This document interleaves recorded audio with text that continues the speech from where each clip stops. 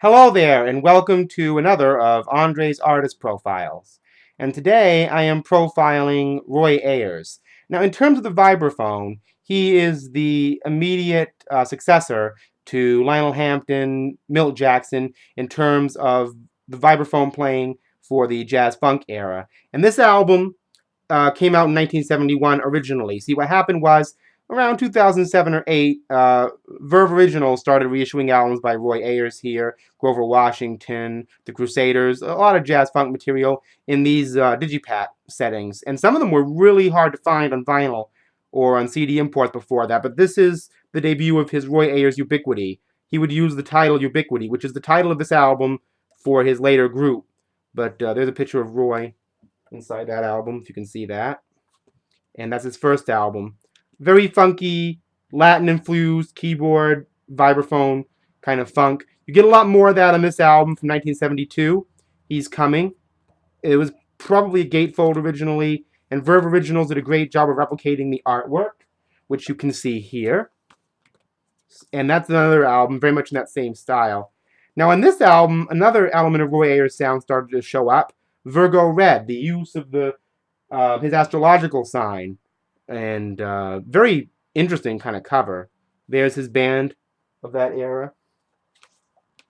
Great album, again, very much in that same league. This album came out originally in 1974.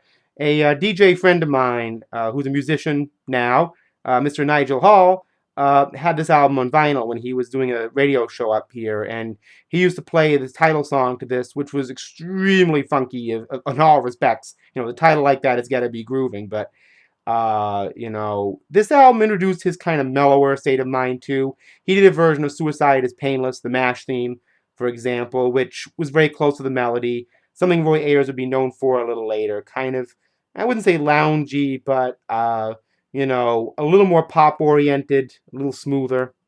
Anyway, there's a gap here, of course. I don't have Mystic Voyages or Everybody Loves the Sunshine. Sorry about that. But I do have the follow-up to Sunshine called Vibrations. This came out in 1976. Great year for funk that year. And this album is an amazing, United Funk. Thank you very much for that term, Ricky Vincent. Album. Very spiritual, very grooving, Earth, Wind, and Fire inspired. Very much in the spirit of Everybody Loves the Sunshine. If you love that album, you're going to love this. Now, this one came out the next year, in 1977, and this was a much sought-after kind of collector's item beforehand. Roy Ayers' Ubiquity Lifeline. He introduced a lot more electronic synthesizer on this album.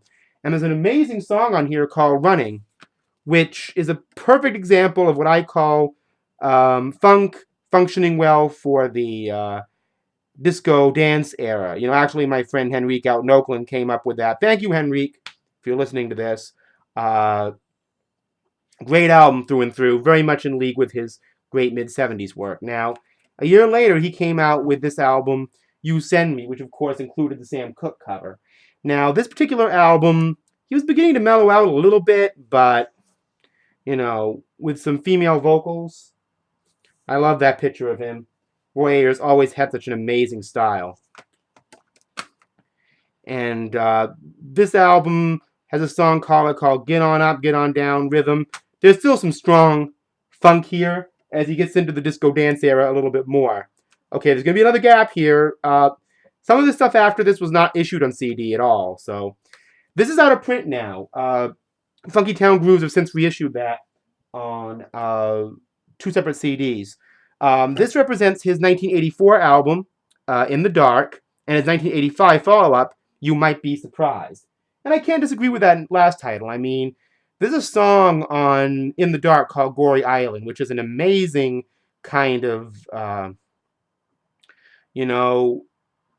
80s, early 80s jazz funk instrumental. And on the next album, he starts out with a song called Hot, which is a vocal number completely inspired by Prince and Minneapolis. In fact, when I first heard it, I thought Prince had wrote it. Like, part one of Prince's funkier numbers, like he might give to the time. And I'm glad he bought the funky side of Prince out on that particular album. These are both very boogie, funk, synthesizer-oriented records, but Roy does it so well. So that's my, at least partial Roy Ayers collection. he's an artist that I like so much. If his albums come out on CD and I find them, and there's any more, I'll be adding to this collection. But this is what I have so far, and I don't think anybody can disagree that most of these albums represent some of the best that he recorded in his catalog. So, happy birthday to Roy Ayers. See you next time.